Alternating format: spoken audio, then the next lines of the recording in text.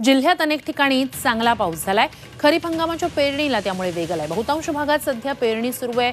जळगाव जिल्ह्यात सर्वाधिक कापसाची लागवड केली जाते। मात्र 2 वर्षांपासून कापसाला भाव न मिळाल्यानं यावर्षी कापसाच्या लागवडीचं क्षेत्र घटण्याचा अंदाज व्यक्त होतोय। तर याचाच आढावा घेतलेला आमचे प्रतिनिधी वाल्मिक जोशी यांनी।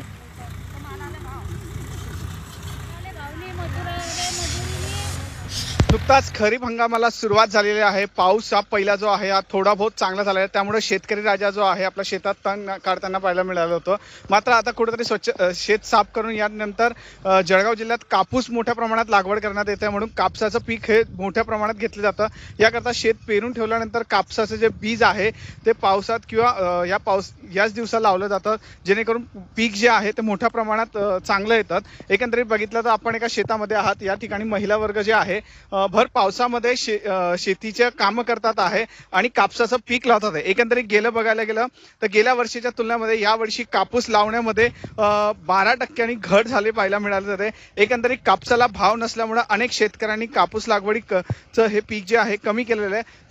तर दुसरीकडे बघायला गेलं जरी पण शेतकरी हा मूळ कापसाचं पीक घेतो, तर त्या माध्यमातून आज जळगावच्या एका शेतामध्ये कापसाचं पीक लागवड करताना पाहायला मिळालेलं आहे।